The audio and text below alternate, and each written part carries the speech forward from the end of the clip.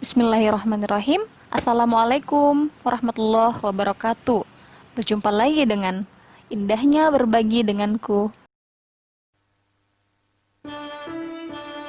Nah, hari ini kita akan masuk pada materi mengenal 5 macam isim.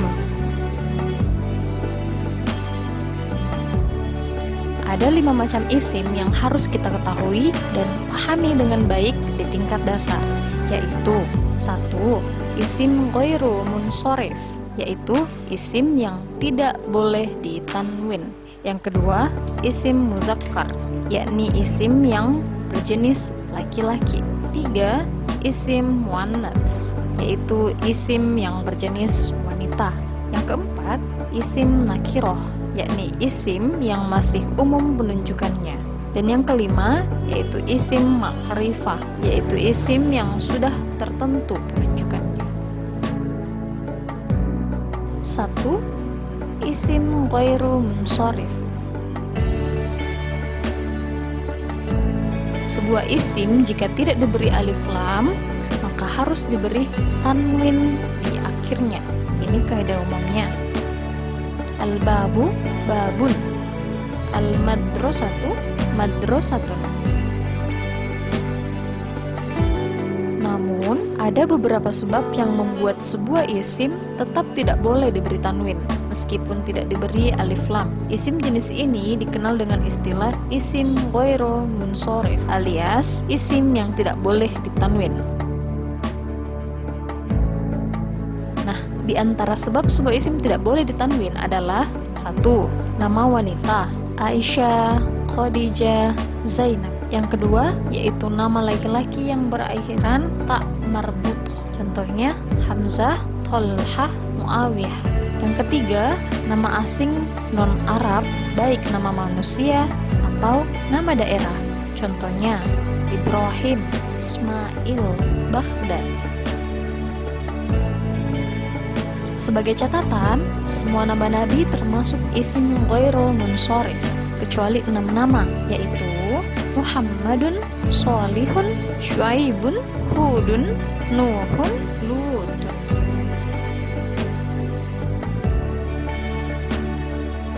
Yang kedua dan yang ketiga yaitu isim muzakkar dan isim muannats.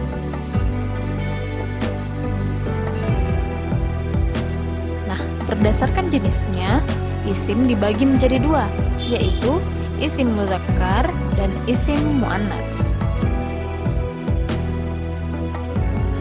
Yang membedakan adalah isim muzakkar adalah isim yang berjenis laki-laki, sedangkan isim muannats adalah isim yang berjenis wanita.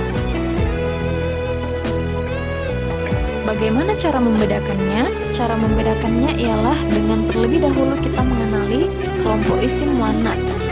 Jika tidak termasuk ke dalam kelompok isim muannats, maka kita bisa masuk ke dalam kelompok isim muzakkar. Menurut orang Arab, yang termasuk ke dalam kelompok isim muannats adalah manusia atau hewan yang berjenis kelamin wanita. Contohnya baqaratun, yaitu sapi betina.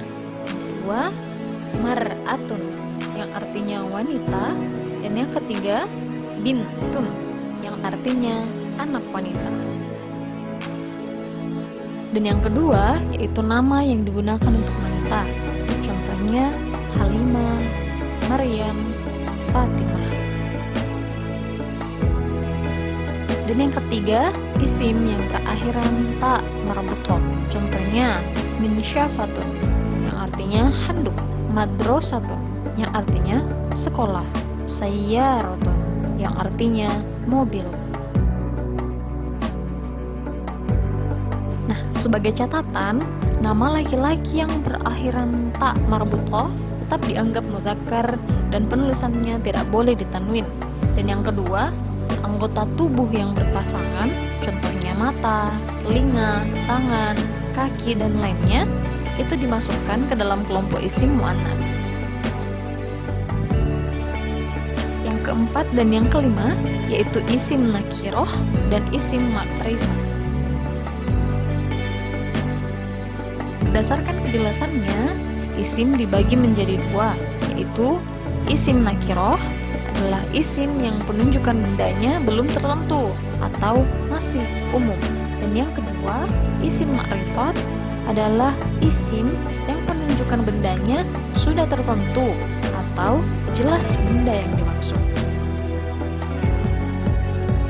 Cara membedakannya ialah dengan terlebih dahulu kita mengenali kelompok isim makrifat. Jika tidak masuk ke dalam kelompok isim makrifat, maka kita bisa masukkan ke dalam kelompok isim nakirah. Menurut orang Arab, yang termasuk ke dalam kelompok isim makrifat adalah 1. Nama, manusia, daerah, kota, negara, ataupun tempat. Muhammadun, yang artinya Muhammad. Jakarta, itu Jakarta. Indonesia, itu Indonesia. Yang kedua, yaitu isim yang berawalan alif lam. Dalam penerjemahannya biasanya diberi tambahan itu untuk menunjukkan bahwa benda yang dimaksud sudah jelas. Contohnya, Alkitab artinya buku itu. Ad-dukan, toko itu. Ar-rajul, laki-laki itu. Sebagai catatan, nama manusia umumnya tidak diberi alif lam, maka tidak semua isim yang tidak beralif lam termasuk ke dalam kelompok isim nakirah.